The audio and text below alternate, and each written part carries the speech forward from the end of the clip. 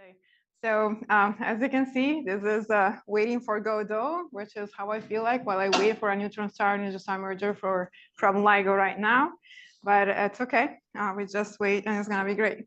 So what I wanted to do here with you is to give you a little bit of a feeling and the flavor of all the different transients we try to go after, and the type of physics that we're trying to constrain.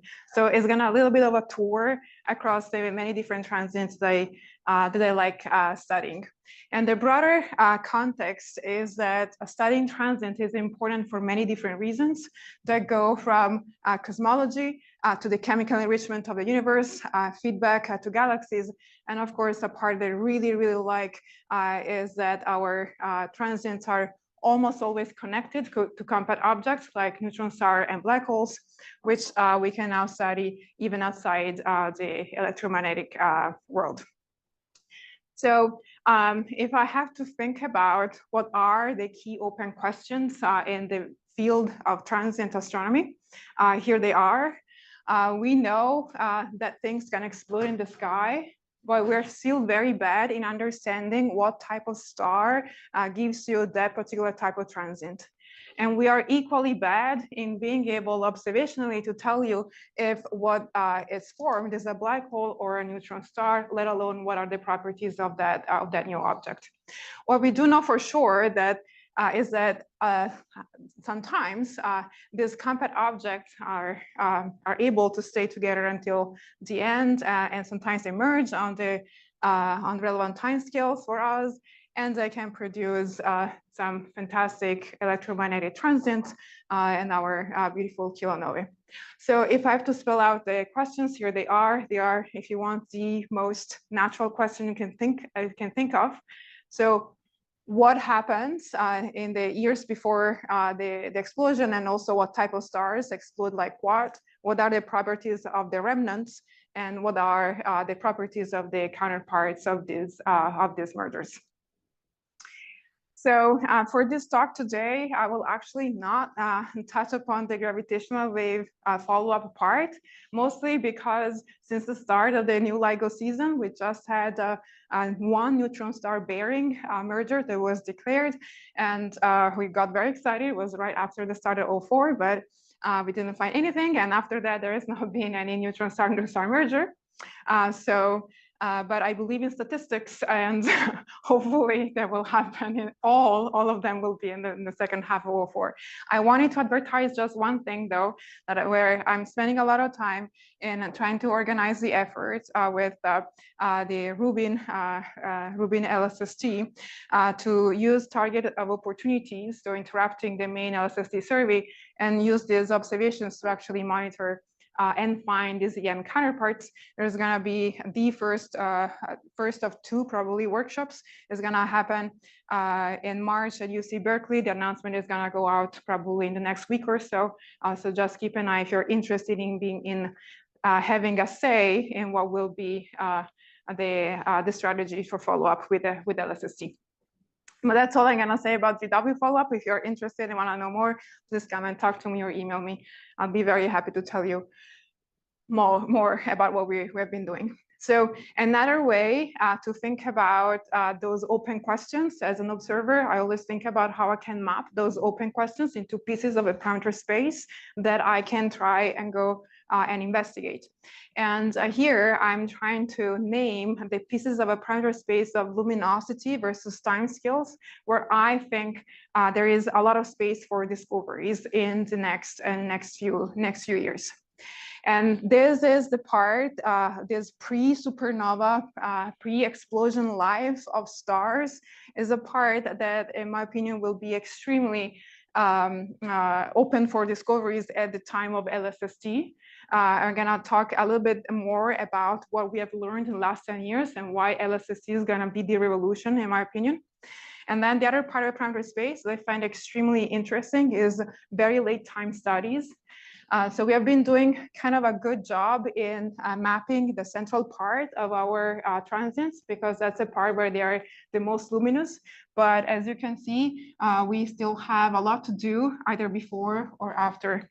And the other piece that is very, very exciting right now has to do with the very fast evolving transients. And again, it's because the part of parameter space that we have not been able to mine as effectively, as efficiently, just because it's technically harder.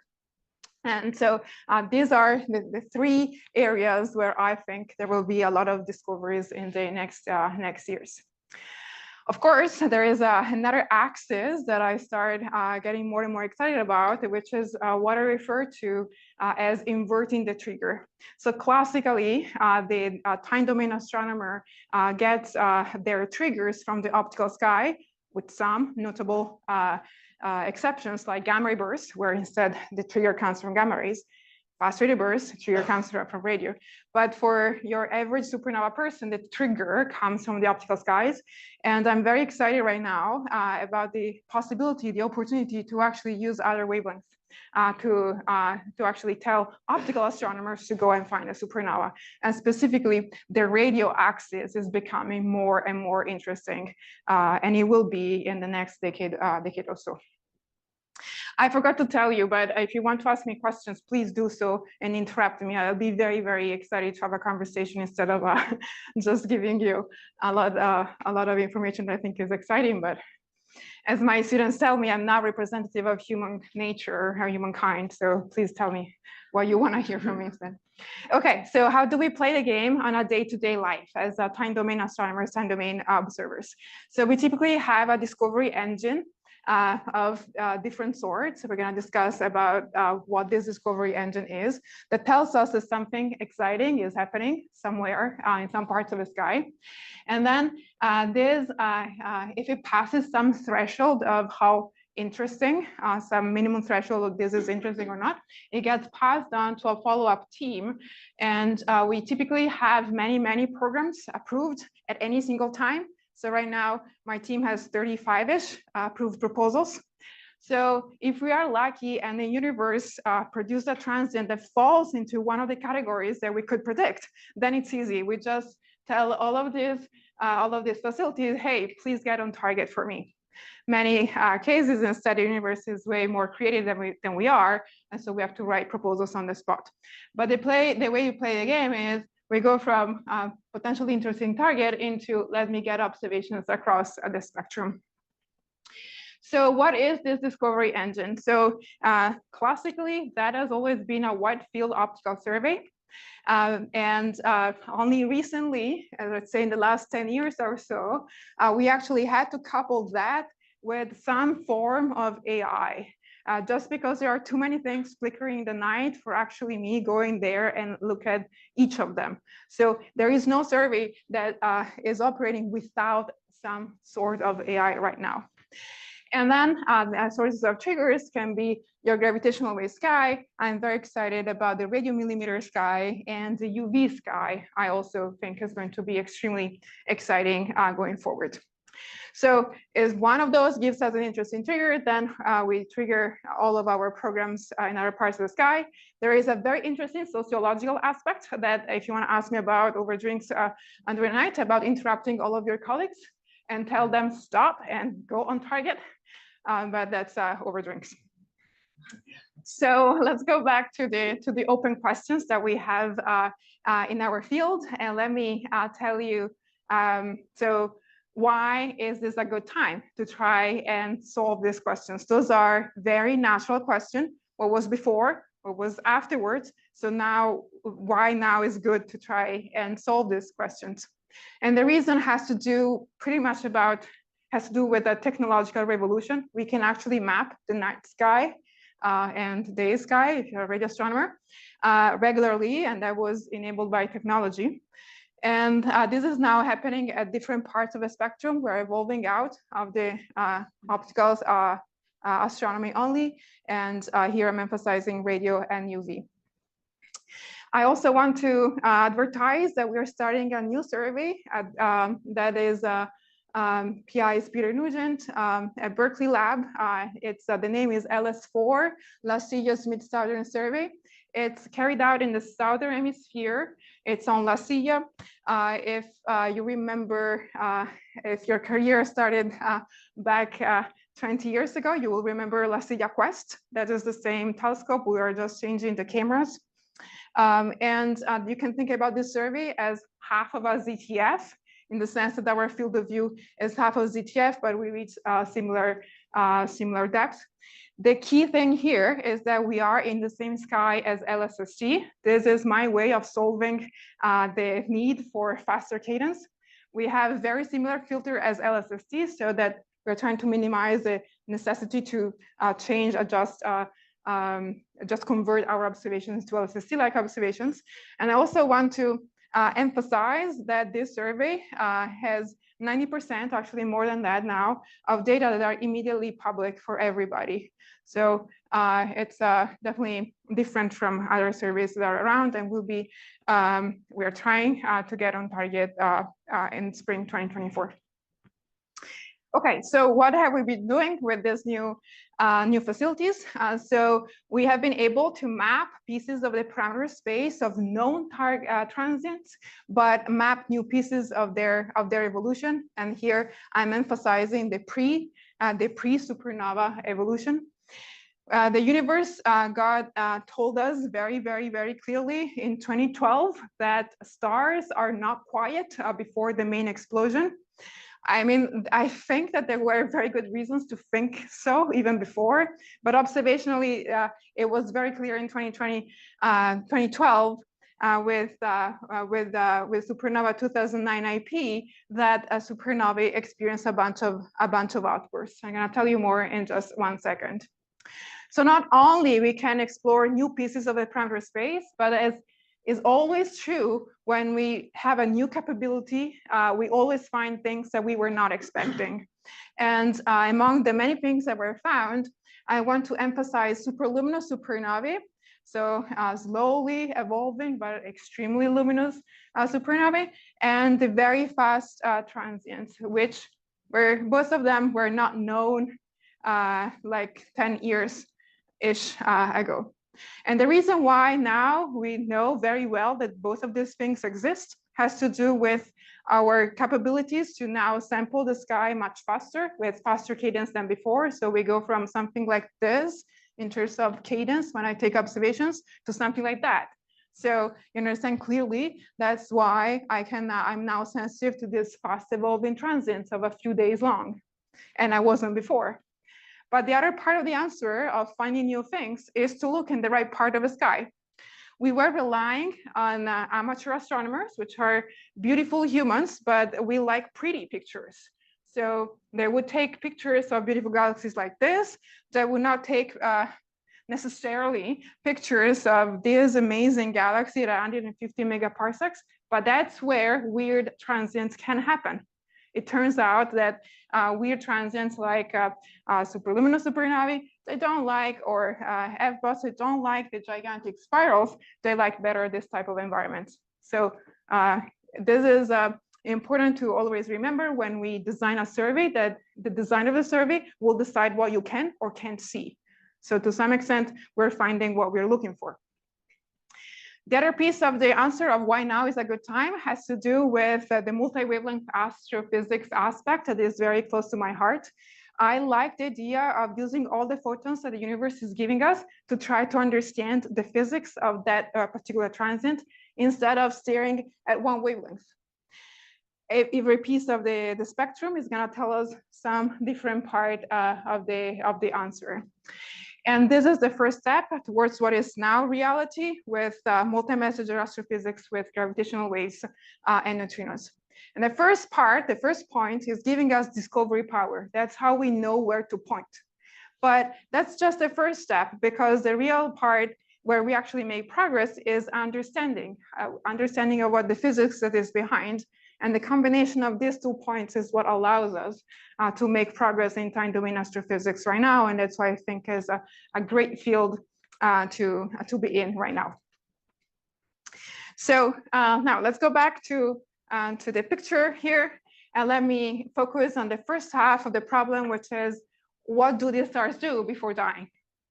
And there are three main ways that as an observer, we can try and constrain the behavior of the stars. The first is the most natural thing you can think of is you just stare at that part of the sky and see what happens to the star before the big explosion. And as I was telling you, in 2012, we got a very loud message from the universe that stars are not quiet before exploding. So here you see what happened in 2012 with a supernova explosion, but before the star was flickering. And here is interesting because the supernova explosion in 2012, but yet the name has a 2009 in it. Why that is so? Because in 2009, some of these outbursts were so loud, so bright that people thought it was a supernova. And so he got the name of a supernova, but then the star kept flickering around. So clearly it wasn't dead. And so the name cannot be, it's really wrong. It's just not a supernova in 2009, but it was 3 years later. And as always happens in astrophysics and to observers, once you find one, then the game becomes easy. You know what you're looking for. You just need to design an experiment that can find things just what you have seen. And O9IP is what allowed this game to be played. And now outbursts we know are very, very common. But O9IP was good and bad at the same time. And here is why.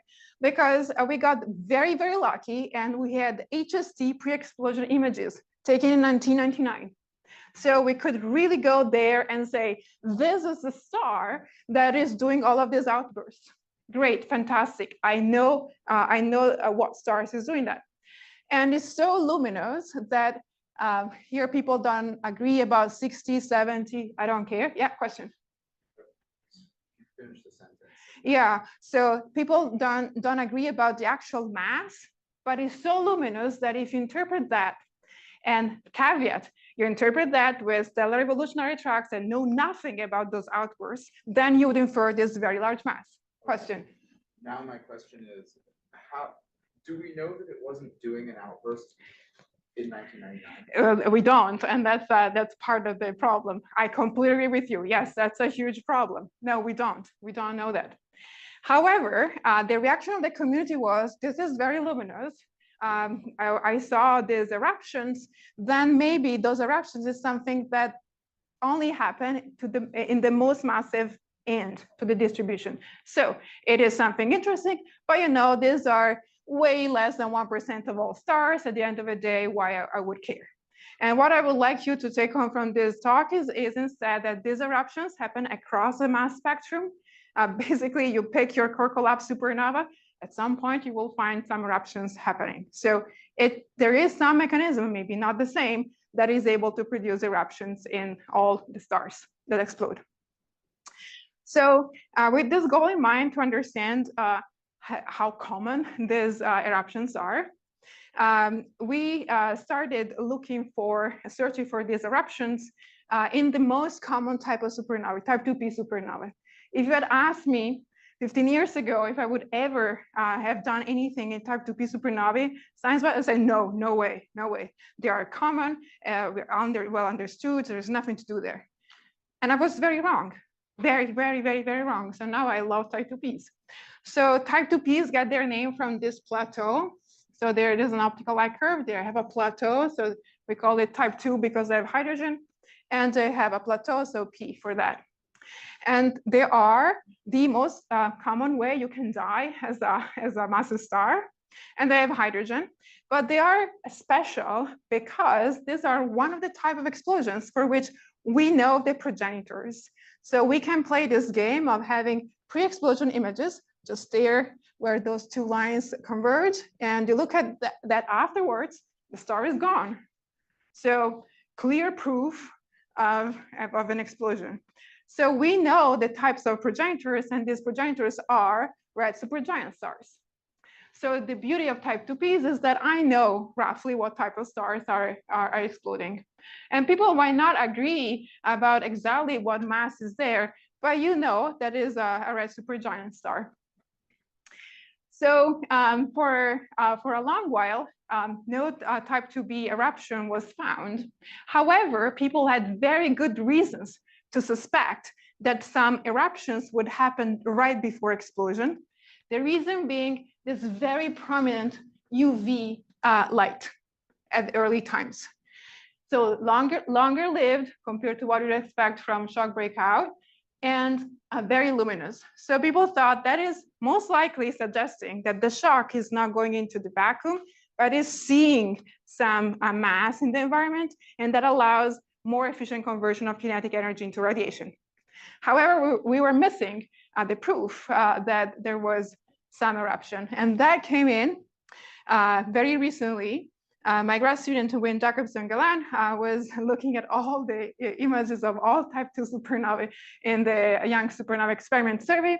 And you can clearly see this is a merger of all the images, pre-explosion images and sensors.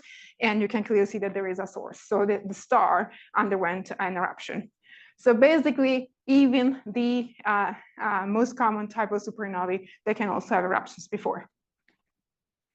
The reason why, as you might have suspected, the reason why it took for us so long to find the first eruption is just an observational bias, in the sense that they tend to be way less bright.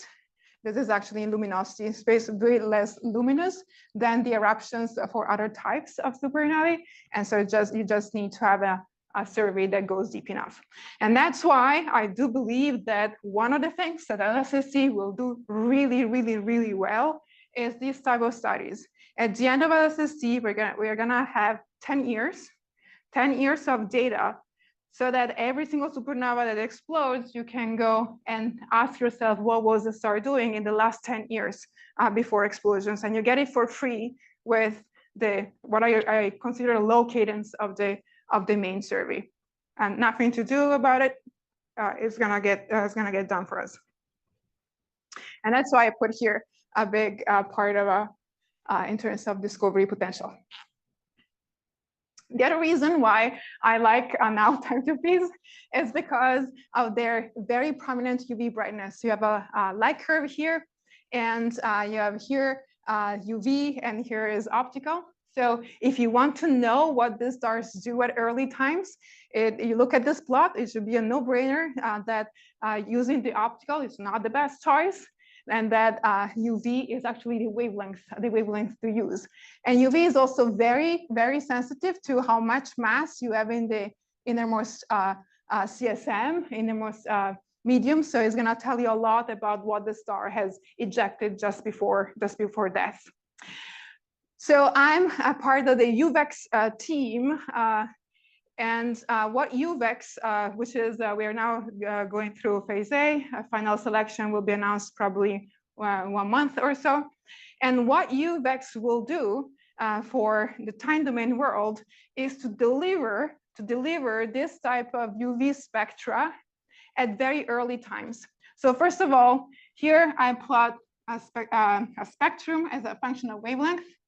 And you can clearly see that if I have to choose between taking an optical spectrum and a UV spectrum, well, the choice should be, give me a UV spectrum. I have way more features that I can use to constrain my parameters. The real issue right now is that what we have right now to get this spectra is HST. And the earliest that we could get on target historically for a supernova is still, I don't have a plot here probably, but this arrow here, which is the first ever UV spectroscopy of supernova, is 87A. We have never got better than 87A. And it has to do with the fact that HST can't repoint fast enough. I have a report of 100 pages from a space telescope that explains to me why 48 hours is the limit. And to give you an idea, there's of the timeline. I really like this plot because it gives an idea of how things happen in reality. You can see when things got announced, when they submitted their TOO, and at 2 days, and the first observations happened at 5 days. And this was the record holder until a few months ago, and it was beaten by IXF, but we're still talking about 3.6 days.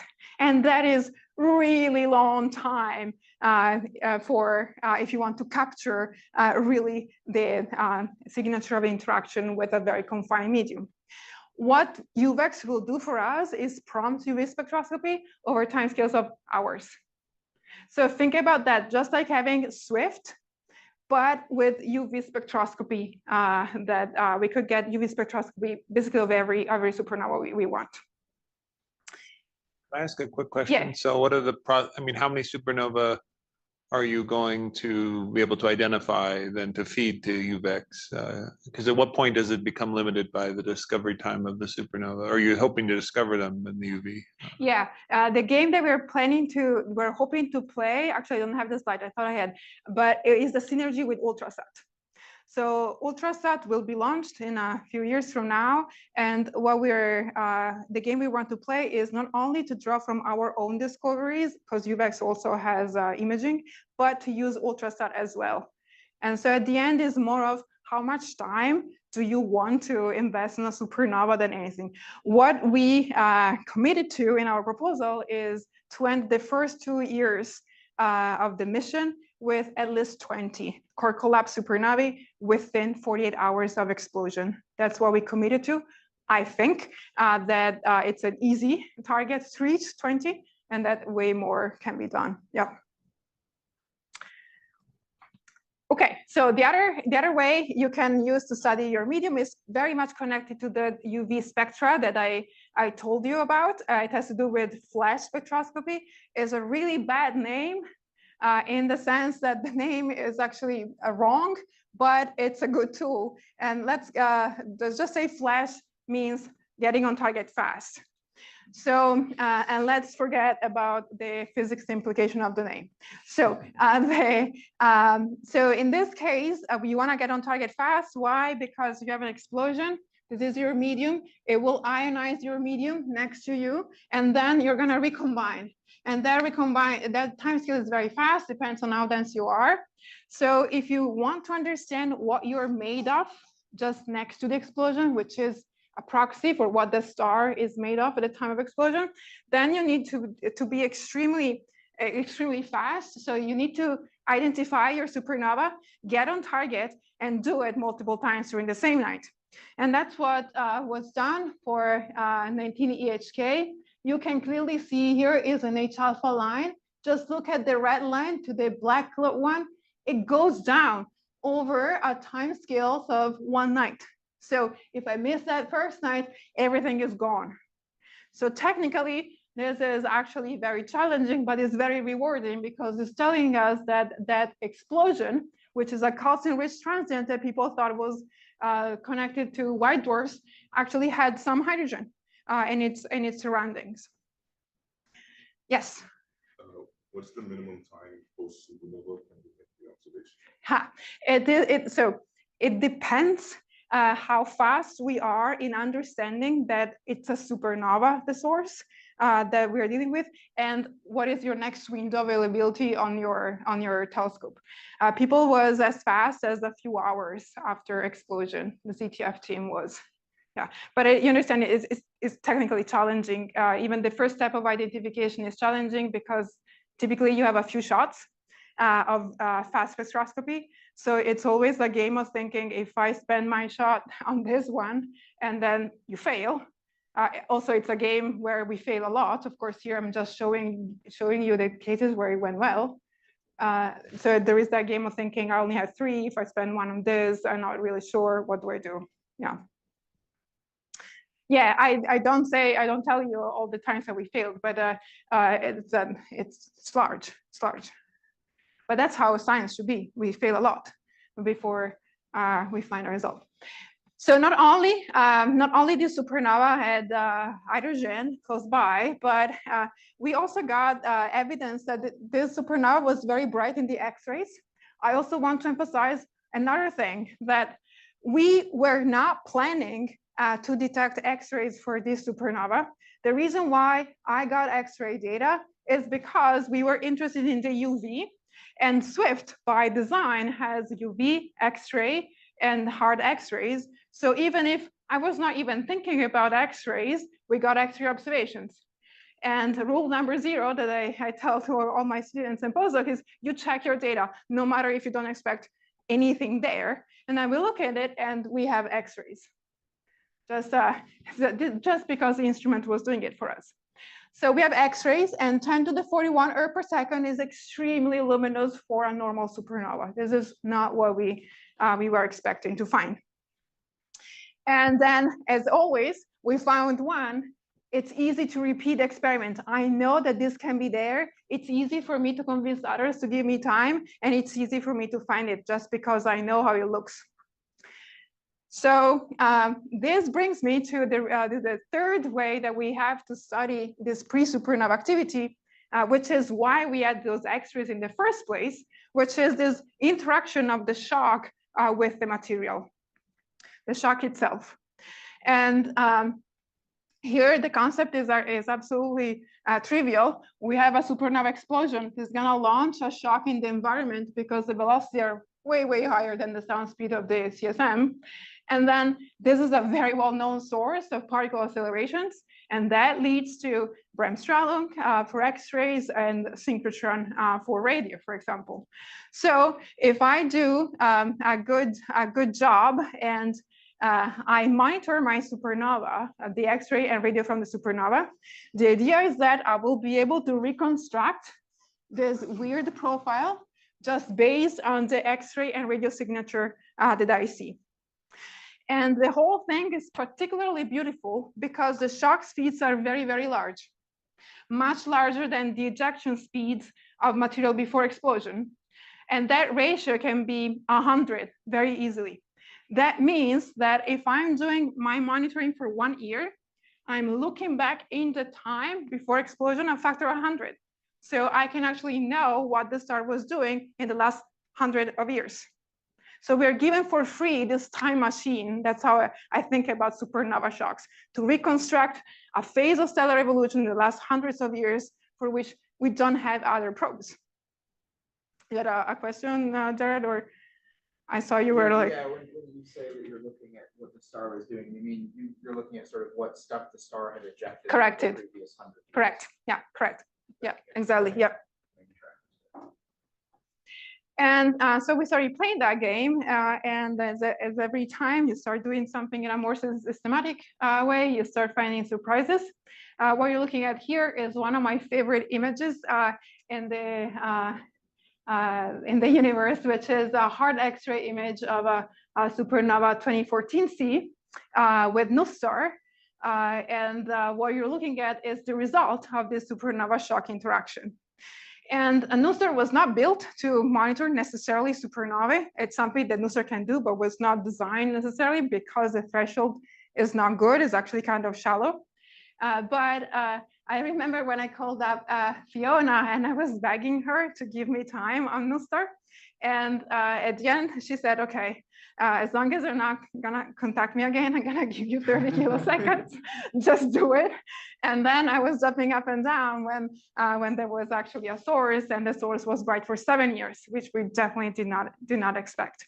But this is just to say that persistent pays off. Once you really know what you want to do, just keep trying. And here you have a spectra that combines Chandra at low energies and NuSTAR at higher energies. And for every X-ray astronomer, this was the first time I was not dealing with half of the spectrum in my life, because typically you get Chandra data and you're left with half of it and you don't know what's the temperature of that thing.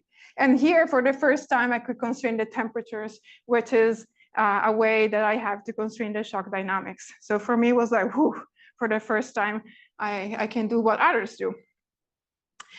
The other thing that we started doing is more systematic radio follow-ups of supernovae. And here I'm shifting gears entirely. You saw how a supernova looks like in the hard X-rays. This is how supernovae behave in the radio skies instead. And in the radio, it's synchrotron emission. We start off at high frequencies, this bell-shaped spectrum, and then we cascade down as the medium becomes more optically thin to radiation because of the expansion of the shock. So we monitor the evolution of this of this bell-shaped spectra to understand how fast the shock is and how much and what's the density of the shock. And to our surprise, what we found out is that a number of supernovae, that is at least 10%, that was the constraint that we could put, a number of supernovae that exploded as hydrogen poor. So at the time of explosion, as a progenitor, I've lost all of my hydrogen, but 10% of them showed very weird radial rebrightenings that were coincident with spectra becoming rich of hydrogen. So at some point, that blast wave just met and crashed against a wall of hydrogen, which might be the envelope of the stars. So based on this and on the beauty of radio follow-ups to supernova, it might sound like it's a no-brainer to just do follow-ups of your supernova in radio and the X-rays. But I want to give you some numbers. So in the optical, we have maybe 70,000. This is a slide that I put together a while ago. We have, let's pick 60,000, so a lower limit of optical supernovae known by humans by now. And in the radio, we have maybe a couple of hundred of supernovae. So you understand there is a mismatch. I'm not going to tell you how many we have in the X-rays because it's very pathetic. So you understand that it's very asymmetric, the situation. And if we think about how many we have actually taken a picture in the radio with very long baseline interferometry, we have 8 supernovae resolved in the radio. So the numbers keep shrinking. And we typically report 8, let's say 10 of supernovae per year. And they are discovered on the order of thousands per year. So clearly there is a mismatch, but it's worse than that. It's worse than that. So not only we just follow up a 10-ish of this 1,000, but this plot, I just want you to focus on how wide these bands are. Wider means it's my way of quantifying my ignorance about that supernova behavior in radio. So we do a reasonably good job in the first year after explosion of supernova. And then you can see that these bars explode later on. After 1 year, we forget about this supernovae. There is no scientific reason to do so. This is all related to the cycles of proposals. And the cycles of proposals are 1 year long. There was nobody until a few years ago that would have given you a second of time or radio time to go on target on a supernova that you have not detected in your first year of observations. Nobody would have allowed you to do that. And things are now changing thanks to VLAS, the VLA Sky Survey.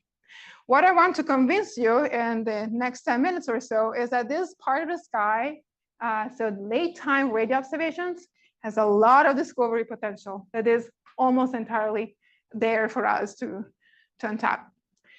So here is what happened with VLAS. So VLAS is the VLA Sky Survey. It mapped entire northern skies now almost 3 times. They're starting their third epoch is actually out. And it was at the beginning of the pandemic when they released their first chunk of data. And think about from the mindset of a time domain observer, we're used to react fast. And we're used on this burst of adrenaline and to be very, very common. And all of a sudden, a lot of telescopes are silent. And so I had to do something, I had to think about something to do. And VLAS just released the data, but they released not the entire thing. They released the data, but they were not in a good format that it would be easy to use. But so we came up with the idea of actually building a pipeline for radio detection, adapting a pipeline from the optical images. And then we started thinking, well, what if we try to match all of the optical supernovae? Let's try to see if they are radio bright sources or not. And to our own surprise, we started finding a bunch. So here is an image of 04 decay. This was really a supernova in 2004, not like on NIP, it was really 04. And then the image of 2019 of VLAS led to a very a very, very prominent source. You don't need any fancy like detection algorithm to say, hey, there is a source here, right? And VLAS, for radio standards, VLAS is shallow. 1 millijansky is shallow. And yet we have a source that is screaming out loud, I am there. And not only that, but we start finding others. So we started discovering this population of elderly supernovae, like 10 years plus, they were extremely radio bright. Let me try to make you appreciate in just one slide how why this was not expected. So you have luminosity versus time. And you have your typical supernovae that go up and go down as a result of that bell-shaped spectrum going through your window of observation. So that's what you would expect if the same thing would just keep going. And this is where the Vela supernovae ended up. So up high there. So something weird is happening for this Vela supernovae. So why this is interesting in the first place? The reason is that there is a knowledge gap between, and a sociological gap too, I would say, between the world of supernovae and the world of supernova remnants. And that goes like, let's say, starting from 2 years all the way to hundreds of years. We know very little about what these objects do.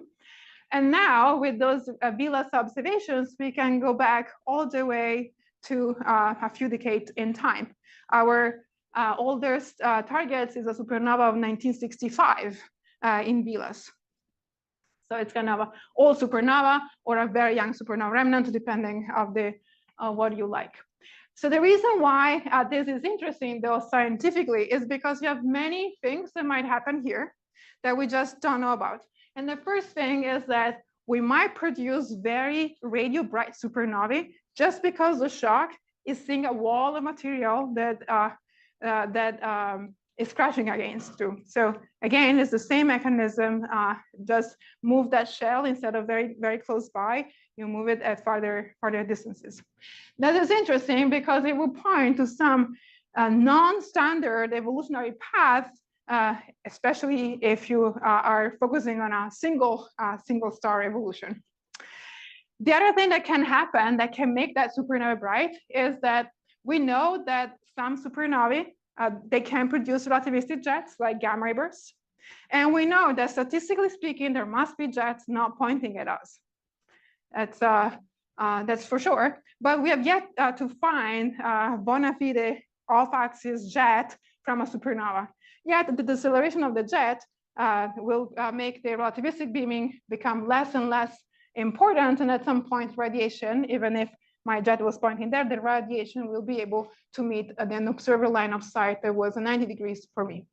So one way to rebrighten supernovae is by having a relativistic jet not pointing at us. And the third reason that I find very, very exciting is that if we are producing some neutron star there, and maybe if we don't have too much ejecta around us, then maybe we can see the emergence of this pulsar wind nebula on short timescales. For all these reasons, this is trying to cover this parameter space is actually extremely exciting. And we actually have a couple of candidates for each of the most interesting part. Most of the supernovae that we have belong to interactors with some weird CSM. And how can you tell what is what here? Sometimes the models are very degenerate when you just think about in terms of fluxes and frequencies. And that's my solution. You take a picture. You take a picture here. I'm using the beautiful sequence of 1993J.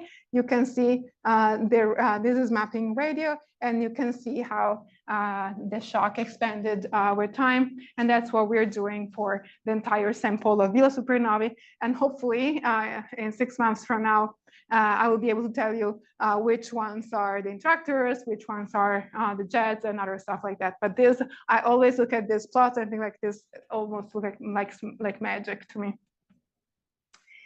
So I've gone much lower than I thought. I just want to tell you in 5 minutes, I promise, what we are trying to do on the other side of the game.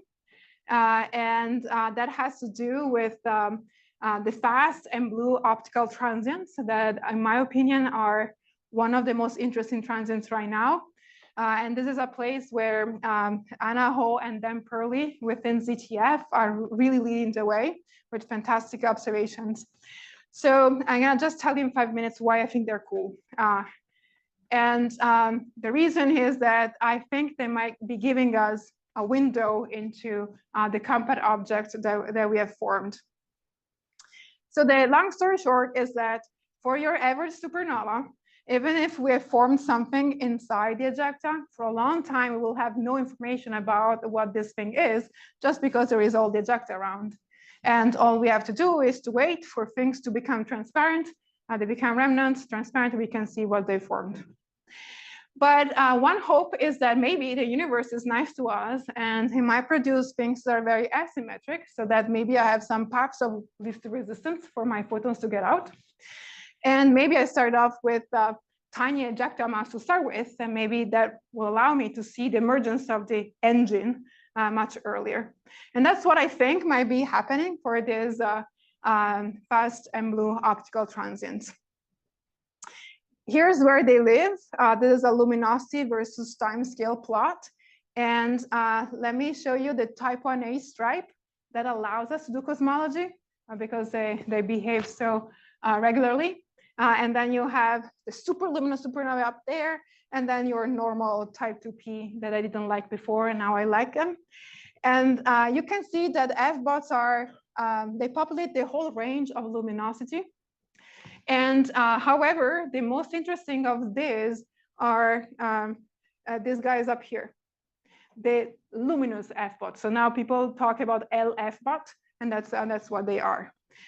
The reason why they are interesting is the following. I'm gonna go fast forward, but the reason why they're interesting is fundamentally because of their high luminosity and fast evolution, we know for sure that the usual way that we use to power supernovae, nickel 56, radioactive decay nickel 56, can't work.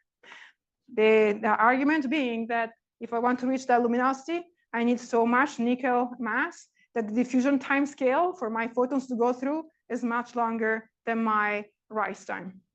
That's why I like them, because they need something different from the average supernova.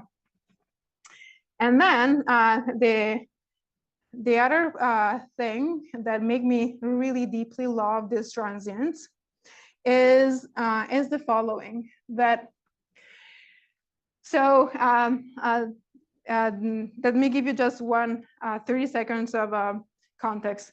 These F-bots were first proposed to be something different in a paper by Maria Drought in 2014. So everything I'm telling you has happened in 10 years. For a long while, we could not find anything outside the optical, no counterpart outside the optical. And that always limits our capabilities to say what these things are. Optical traces thermal radiation, and you thermalize things, but also you lose memory effectively of what you were before.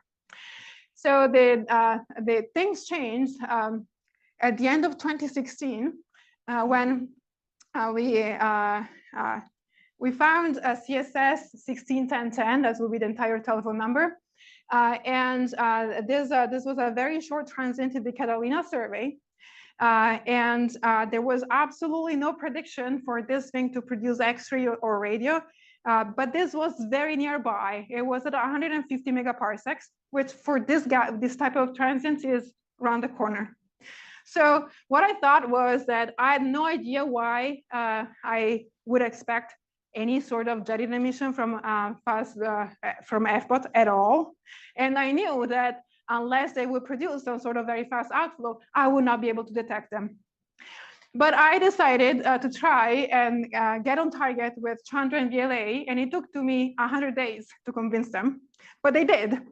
And then when we got on target, I got lucky. And again, I'm not telling you all the 90% of cases where I found nothing. So I'm just telling you the 10% or less that worked.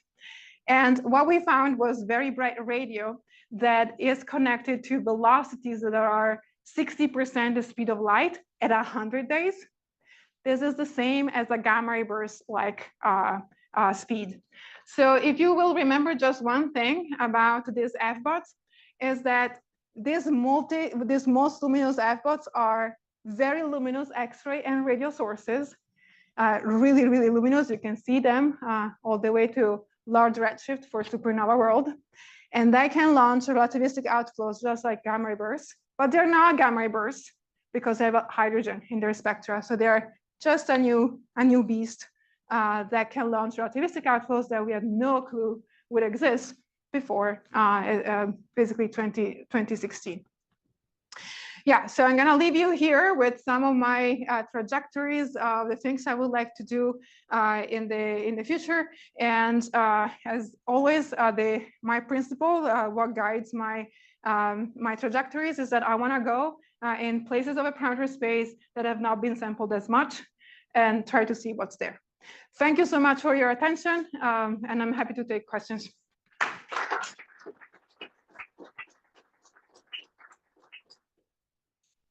Have some questions, make sure you use the room mic.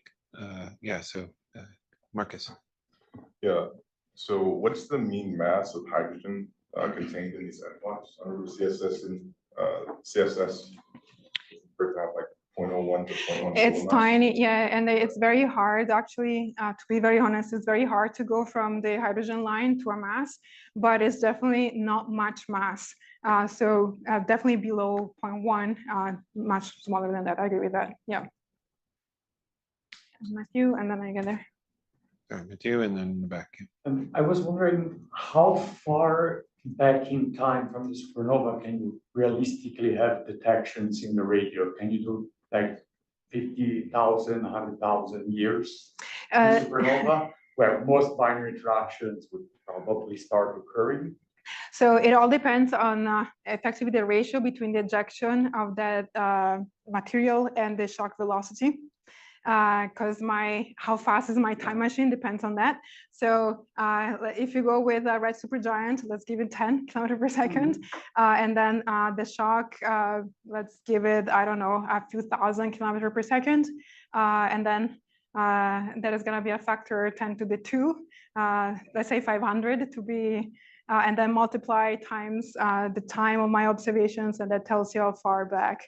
I would have to do it for a long time, and it's not clear that this will be detectable. But the good news is that there are surveys coming up in the radio, DSA 2000, the SKA, they're all low frequency, which is actually good if you want to play this game because the spectra tend to cascade down. So I think there is hope, but maybe not 10,000. I mean, just to follow up on that, I mean, at some point though, the earlier ejection would itself slow down, right, and make like a shell. Yes. So you should see the eventually hit the even if yeah. it may not be freely expanding, and so you might, that would help you because you could get there faster. Yeah. Yes. Anything that would stall the other stuff. Right. Yeah. There's a question there. Great talk, thank you. I was just curious if your group is interested or excited about using polarimetry or spectral polarimetry, and what parts of this parameter space you think would be the most useful to contribute to To spectral, yeah. No, it's fantastic. It's a fantastic question. So the co-lead of my team is Ryan Tornock, and his thesis was specpol of supernovae.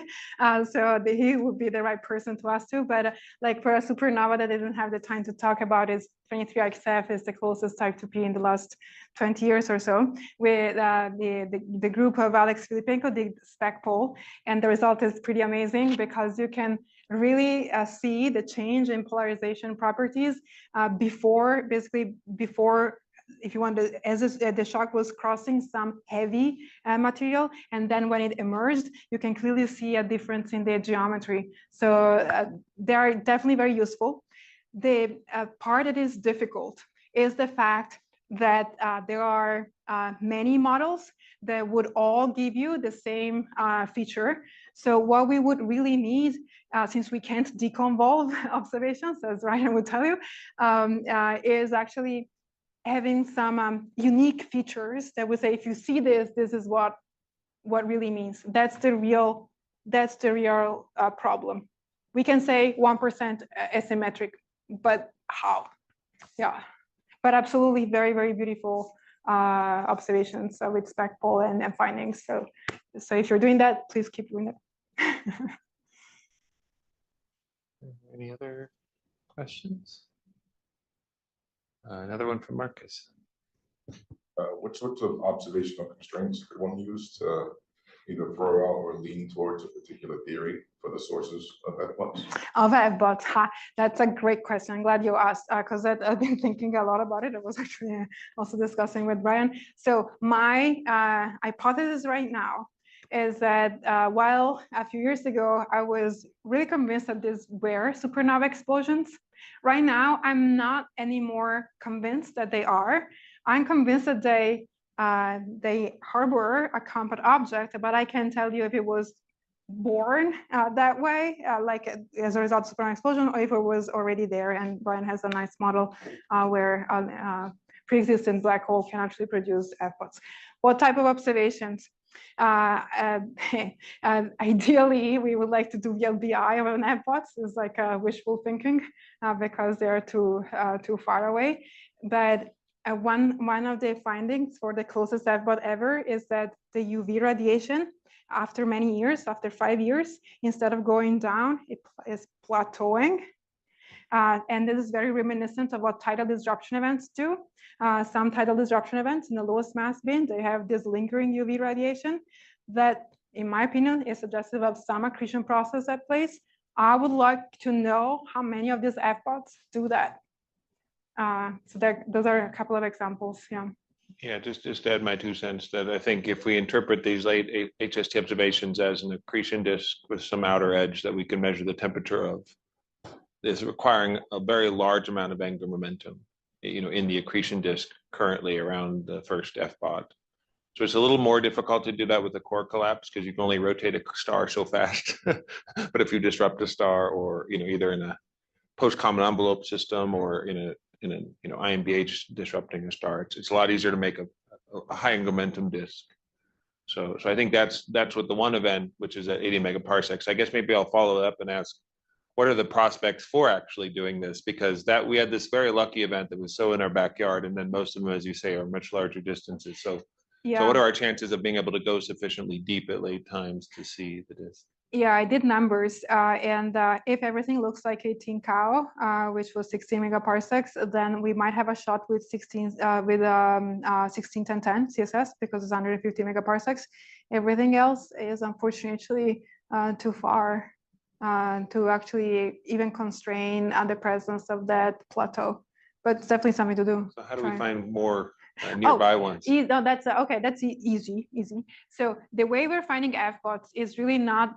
We're playing the game in the best possible way right now. So in no way I want to be offensive to all of my colleagues playing this game, but we're not doing it in the most intelligent way, in the sense that FBOTs are really, really UV bright. So I go back to UV skies here, and I thought I might have had a slide to give you an idea, but maybe not.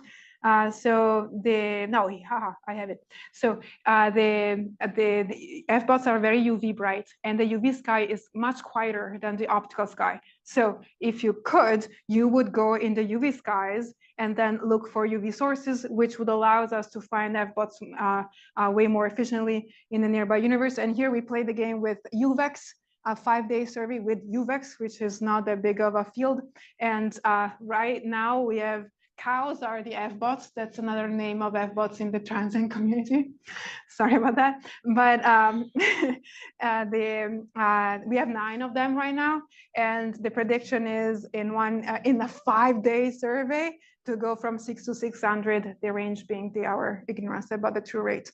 But that's the way we play the game. Ultrasat UV, Einstein probe with the X-rays. That's how I'm planning to update my searches.